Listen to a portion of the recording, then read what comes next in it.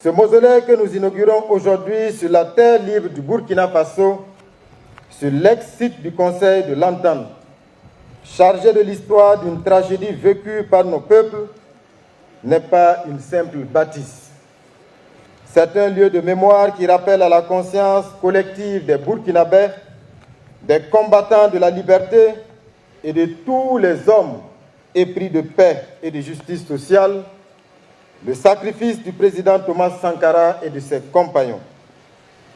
Ce mausolée est aussi le témoignage d'une intégrité persécutée, mais toujours vivace. Il est le sceau indélébile de la reconnaissance d'un peuple en lutte, la matérialisation d'une mémoire vive dont la résilience face à l'usure du temps est inébranlable. Nous ne sommes pas réunis ce 17 mai par nostalgie, ni animés du ressentiment d'un passé douloureux.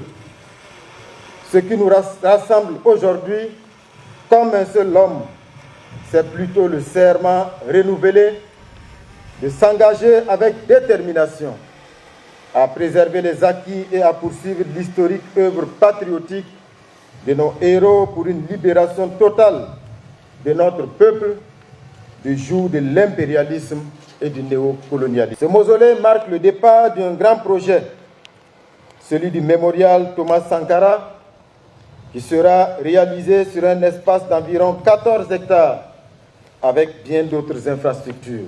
Le mémorial Thomas Sankara est conçu non seulement comme un lieu de souvenir, mais aussi comme un espace de réflexion, d'éducation, d'inspiration et d'action. Il a pour vocation de maintenir allumée la flamme de la révolution et de rappeler au monde le combat du capitaine Thomas Sankara pour rompre les chaînes de l'esclavage et de la domination impérialiste et sortir de l'oppression. J'invite donc chacun à apporter sa pierre à ce mémorial. Je m'en voudrais de ne pas faire une mention spéciale aux femmes et aux hommes qui ont tenu le pari de hisser haut le flambeau de la révolution malgré les tempêtes et les adversités diverses. Je voudrais rendre un hommage mérité aux familles de nos martyrs pour leur dignité, leur patience et leur persévérance.